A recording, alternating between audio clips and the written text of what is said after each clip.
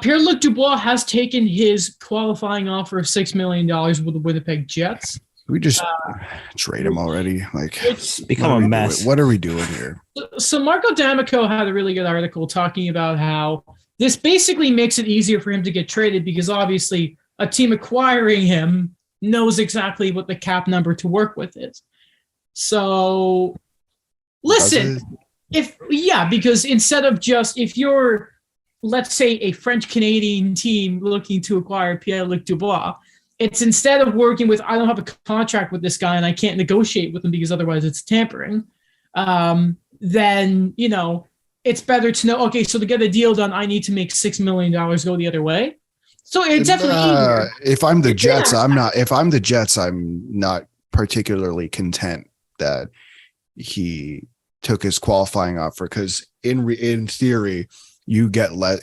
In theory, you can get less for him now because now he can't negotiate with that team about a contract until January. I don't know. Thought there'd be more. Go on. No, go ahead.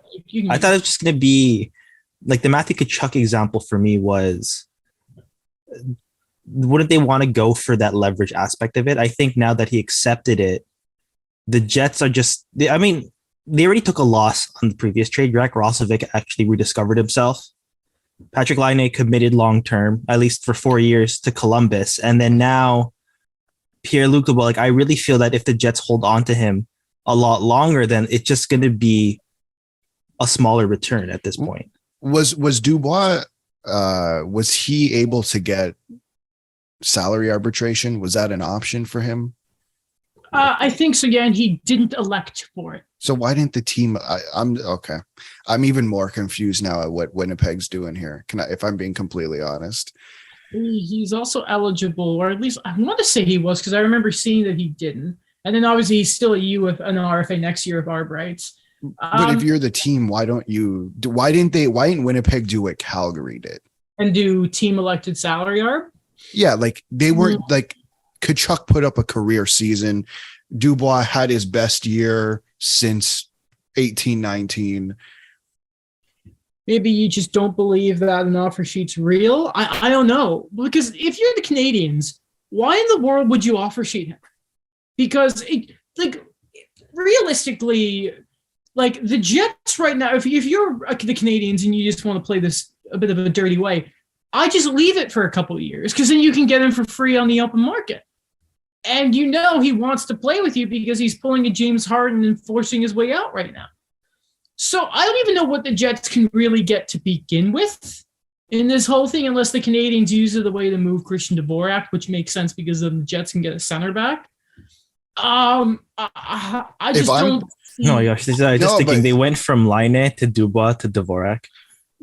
Man, if I'm the Jets and I just saw what went down with Matthew Tkachuk, and I get it, Matthew Tkachuk, far better player than thing, but Kirby Dach, who's a third overall pick, same thing with Pierre-Luc Dubois, just got Chicago 13th overall, or got whoever 13th overall. Sorry, I'm holding on to Pierre-Luc Dubois. And I would have done exactly what Calgary did in doing the team salary arbitration because you're going to trade him. Was that not the reason they went that route? Like Pierre-Luc Dubois is gone. I think Calgary, the thing was what they could avoid the offer sheet. I'm pretty sure was the thing. And then it was, I guess it was that way they could then sort of have the trade talks ready. And that way, like offer sheet negotiations weren't possible, I think is what they were thinking. When I think instead with Dubois rather than Tkachuk, there is one team involved right now. And I hate to say this because obviously I'm a fan of one of these teams, but like this is bad for the league. Like the worst thing that can happen here is what Pierre-Luc Dubois does is he shows up at camp. And he gives a performance like he did at the end of his time in Columbus. And then the worst part there is in his value goes. Because you can simply say, yeah, I want Kirby Dach, but then it's the same thing of, if you're the Canadians, I just say, okay, hang up the phone, I'll wait 2 years. But then it's the thing of, if Dubois is not going to try, then what the hell happens with them? Do they just say, okay, fine, you don't want to be here? Are we going to trade him? But then what other team is going to take the chance knowing that they're not going to keep him? I don't know. I don't like the way that Dubois is going about this, to be honest. I don't like seeing guys force their way out. That's a big thing I don't like right now in the NBA. But it's just he has. But did Matthew Tkachuk just do this? Did Matthew Tkachuk not? Matthew Tkachuk just did this. But he said, "I'm not signing in." But in he Calgary. tries. He at least. The difference is he never. I think if Gaudreau stayed, it was a little different. The thing is that this is the second time in 2-3 seasons Dubois doing it, and he quit on the ice. When Tkachuk, at least every night, and sometimes to the detriment of the Calgary Flames, as we saw in that famous game against the Leafs last year, he left it all on the ice. When Dubois, while under contract, he gave up. Yeah, there's more merit, in my opinion, right now, of Matthew Tkachuk doing something like this. The productions are ready on the ice. He left it there, and he was able to get the contract. I don't agree with that though, because they're both doing the same thing. They're both if the thing is they're RFAs and they shouldn't be forcing their way out of teams. Both of them just did that. How about this? Tkachuk's agent didn't go on French radio and say, yeah, he wants to play Montreal. It's not great. Pierre-Luc Dubois could have just said that last time around too. He might as well have said that last time around. He showed up at the draft this time around. He showed up at the draft this time around. He's putting himself in a corner because he's saying so is Matthew Tkachuk, because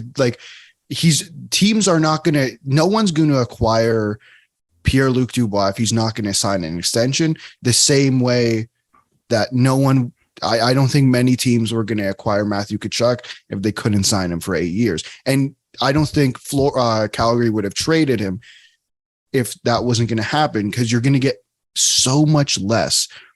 If Tkachuk wasn't willing to sign 8 years in Florida, they're getting nowhere near that package.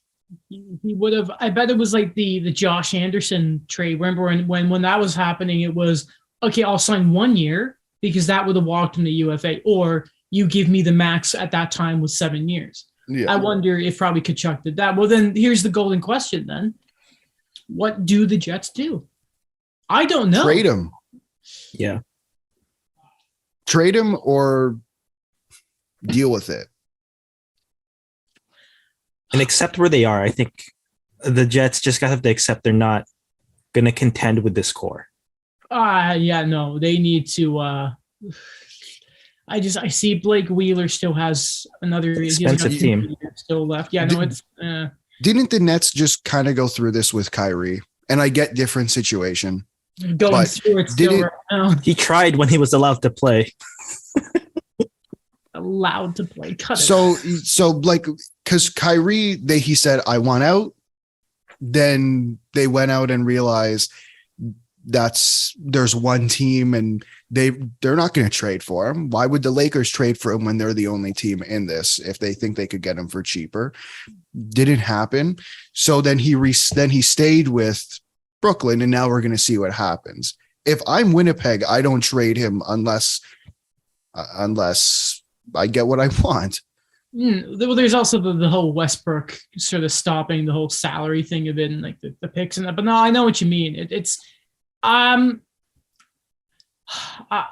trade market's been so wild this offseason.